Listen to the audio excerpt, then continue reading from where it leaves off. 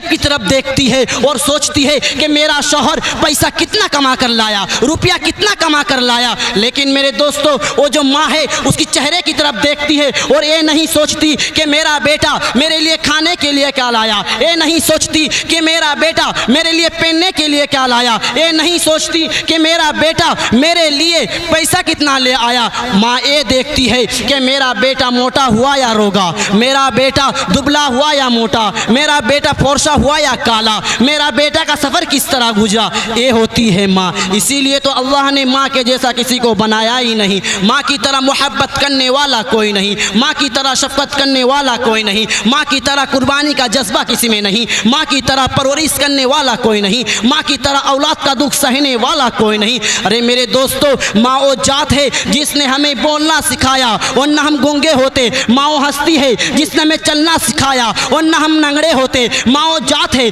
जिसने हमें देखना सिखाया वरना हम अंधे होते। माँ वो जात है जिसने हमें अच्छे और बुरे की तमीज़ें सिखाई वरना हम कहीं के नहीं रहते। इसीलिए तो मेरे आका अलैहिस्सलातु वस्सलाम ने फरमाया, अल जन्नतु तहता अक़दामिल उम्महात, कि माँ वो जात है जिसके कदमों के नीचे जन्नत है। इस हदीस से पता चलता है इंसान की सारी नमाज बेकार है अगर उससे उसकी माँ नाराज़ है, इंसान की सारी रोज़े बेकार है अगर उससे उसकी माँ नाराज़ है, इंसान की सारी ज़कात बेकार है अगर उससे उसकी माँ नाराज़ है, इंसान की सारी हज बेकार है अगर उससे उसकी माँ नाराज़ है, यहाँ तक कि इंसान की सारी इबादतें बेकार है अगर उससे उसकी माँ नाराज़ है।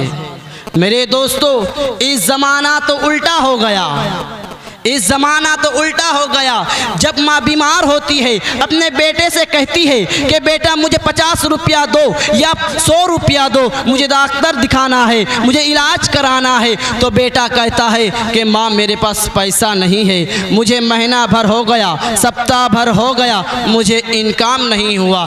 उसी वक्त उसकी बीवी रूम में बुलाकर कहती है कि मुझे 500 रुपया दो, मुझे 1000 रुपया दो, मुझे शॉपिंग करानी है, मुझे लिपस्टिक खरीदना है, मुझे फेस वॉश खरीदना है, मुझे हर तरह की जिनिसें खरीदना है। तो वो सोचता है कि मेरे पास तो पैसा नहीं है लेकिन मैं उधार ले लूँगा। अरे नादान मुसलमानों, तुम अपनी माँ के लिए पैसा उधार लेने के लिए मुनासिब नहीं समझा, लेकिन अपनी बीबी को राज़ी करने के लिए, अपनी बीबी को खुशी देने के लिए तुम पैसा उधार करते हो। अरे मेरे दोस्तों, मेरे आका अलैहिस्सलातु वस्सलाम ने तो फरमा दिया, अल जन्नतु तहता अक़दामिल उम्महात, के माँ जात है जिसके कदमों के नीचे जन्नत है। ये नहीं फरमाया कि बीबी के कदमों के नीचे जन्नत है, ये नहीं फरमाया कि औरत के कदमों के नीचे जन्नत है, फरमाया कि माँ के कदमों के नीचे जन्नत है। बड़ी अफसोस है मुसलमानों पर कि मुसलमान अपनी बीबी, अपनी गर्लफ्रेंड अगर नाराज़ हो जाए तो उसको मनाने के लिए तरह तरह की गिफ्ट लेकर जाता है, उसके लिए कीमती कीमती चॉकलेटें लेकर जाता है, लेकिन इधर उसकी माँ नाराज़ बैठी है, इधर जन्नत नाराज़ बैठा है, लेकिन उसे कोई अफसोस नहीं है, उसे मनाने के लिए वक्त नहीं है। आज मुसलमानों के पास फ्री फायर खेलने के लिए वक्त है, पबजी खेलने के लिए वक्त है, यूट्यूब घाटने के लिए वक्त है, लेकिन वालिदैन से बैठकर बात करने का वक्त नहीं है। आज मुसलमानों के पास फेसबुक घाटने का वक्त है, लड़की के साथ चैटिंग करने का वक्त है, लेकिन अपनी वालिदैन, अपनी माँ बाप के साथ बैठकर बात करने का वक्त नहीं है। यही तो मुसलमान है।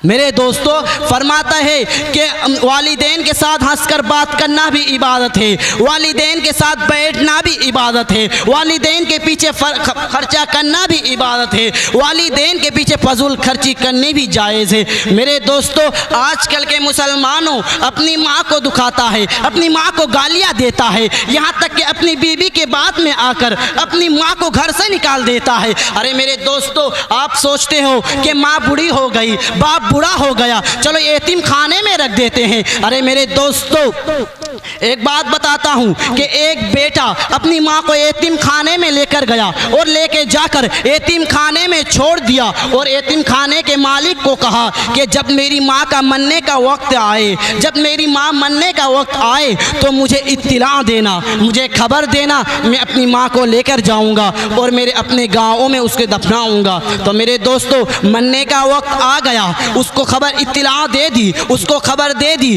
कि तुम्हारी माँ मरने वाली है, है, तुम्हारी माँ का इंतकाल होने वाला है, तो वो आता है और आकर अपनी माँ को गोद में उठाकर लेकर जाता है। जब उसको रख दिया तो माँ कहती है कि बेटा मुझे मरने से पहले मेरी आखिरी इच्छा पूरी कर दे, मेरी आखिरी उम्मीद पूरा कर दे। तो फरमाता है बेटा कि माँ बताओ तुम्हारी आखिरी उम्मीद क्या है? तो बेटा ये है उम्मीद, आखिरी उम्मीद ये है कि तू इस यतीम खाने में एक अच्छा पंखा लगा दे, एक अच्छा पंखा लगा दे। तो बेटा कहता है कि माँ तू तो मरने वाली है, तू तो दुनिया से रुखसत हो जाएगी, फिर क्यों पंखा लगाऊं? तो माँ कहती है कि बेटा ये पंखा मेरे लिए नहीं तेरे लिए, क्योंकि तू भी जब बूढ़ा हो जाएगा, तू भी जब मरने का वक्त आएगा, तो तुझे भी तेरा औलाद, तुझे भी तेरा बेटा इस यतीम खाने में भर देगा जिस तरह तू मुझे भर दिया। आज माँ अपने गोद में बेटे को रखती है, 10 महीना 10 दिन गोद में रखती है, लेकिन आज मुसलमानों के पास अपनी माँ जब बूढ़े हो जाती है तो उसको घर में रखने के लिए जगह नहीं रहती है।